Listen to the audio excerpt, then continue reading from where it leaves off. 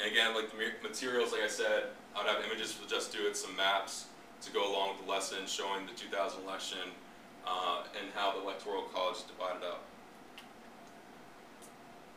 So basically how my lesson would go is I might Just Do It. I would define Electoral College because I think it is kind of a hard concept to understand, so I'd probably break up the word, so elect, but kind of base it on what my students can give me. I'm mainly looking for like pick or to choose, and then college, you know, thinking like an organization or a larger group institution, so that way you have a group that elects, and again, that's the group that elects the president.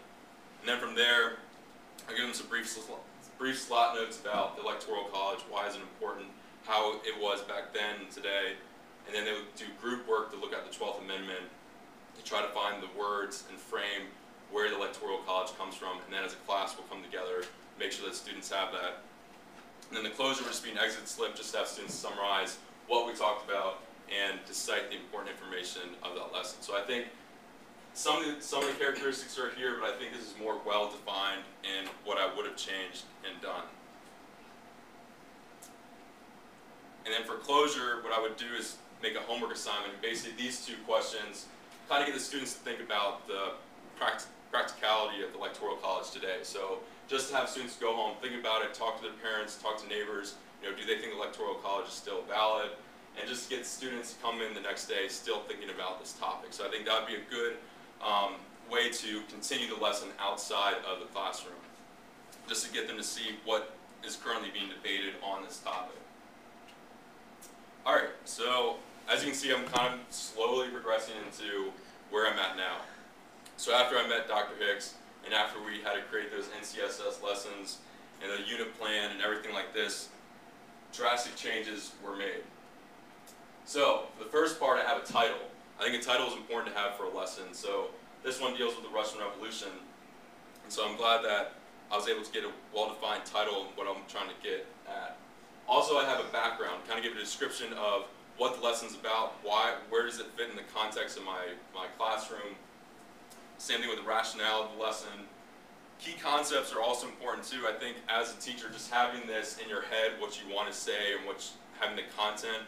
So like I have Karl Marx, socialism, monarchy, all parts of the Russian Revolution, but again, these are terms and ideas the students need to know in the content in a world history 2 class. So I think having the concepts there just allows the teacher to refer back to. Also the NCSS and SOLs. Most lessons will probably touch on a couple NCSS standards, but I think just having that or trying to reach those standards as well, the SOL, really do help in your planning and how you arrange your lesson. I also have guiding questions, and I have more than one, which is also good to just try to get students to think what I want to reach in the lesson. Again, trying to structure what I'm actually going to teach. Assessment tools, what I'm looking for during the lesson, like monitoring students, are they responding, just so again I know what I want from my students, as well as objectives. And again, these objectives and these guiding questions are a lot more well-defined than more broader, and I think that's also important, is to make sure that what you're trying to meet is more realistic and it's specific. And then here are the materials that I use. Also the procedures, again, from my other lessons, is kind of all over the place. This way, I'm able to have, a Just Do It, a transition period. I'm able to go through each objective. So one is the first objective, how that's met, and then we transition to the next objective, how that's met, and at the same time what the teacher is looking for to make sure that understanding and processing is encouraged. Also, I have a good closure, which also in this lesson I have a writing rubric or assignment where basically they sum up the lesson of what they've talked about in a paragraph. Again, bringing in literacy, bringing in writing into a social studies classroom is very important. And also I have a rubric just to base these exit slips on that. It was a 3-2-1 processor, but I had a rubric, basically do they answer the question, they have 3 things, 2 things, 1 thing, just to make sure that I know that my students are following and got the gist of my lesson. So I think now my lessons are a lot more detailed, but I'm glad that they are detailed because then that allows me to ensure that not only are my students getting the information, but I can stick with them longer down the road than compared to just having them write an essay. All right, and then my own personal planning for the unit plan, we had to create. I did mine on World War II, and basically again, I still have a title. I have the objectives. These objectives, though, I've worked on because I think with objectives, you originally come up with an idea, but I feel like you can always fine-tune them. And these I ended up messing around with or trying to condense a couple times to meet my standards. Also giving the brief explanation, and it just mirrors what we did for the NCS lesson. So I have my standards I want to meet, and I also have a closure, which again I include writing into my lesson with a rubric as well. So they're writing a letter to FDR and I have a rubric so I can grade all the students correctly and that they met my question that I want them to answer. Also, again, I have modifications, accommodations for students that's more specific than just putting names in and just assuming who my students are.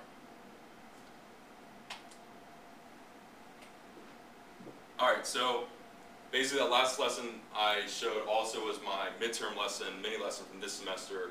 And so what I want to show, the next part, is the growth and the input, I guess the reflection I got from you guys, the cohort, as well as professors.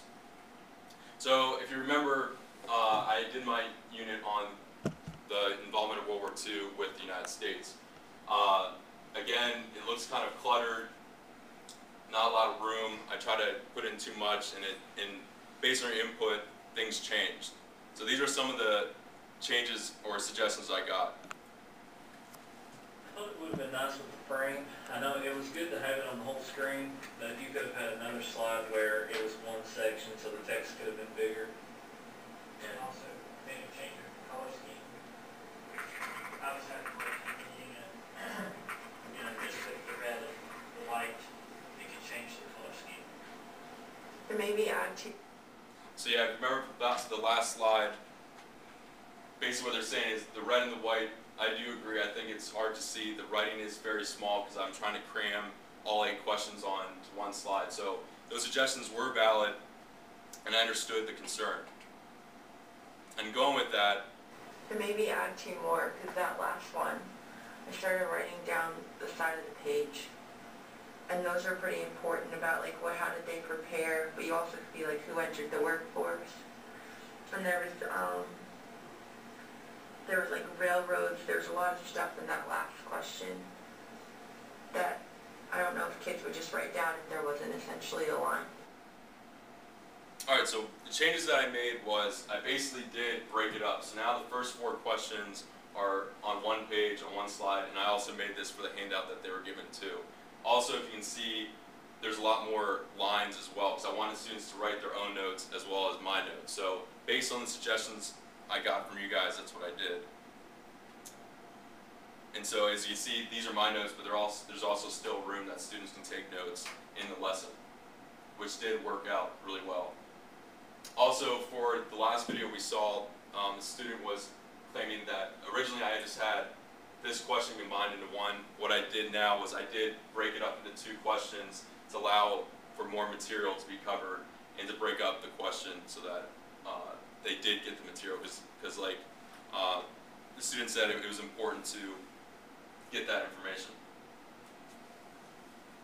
And when I talked about the objectives, how they're always ongoing, sometimes phrasing your questions and how you present the material is very key in the students understanding what you're trying to get at.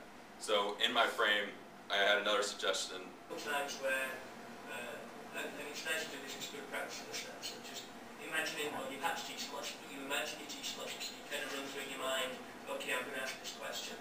Because you actually, you'll see on the video how actually the question you asked is often better than the question that you wrote down.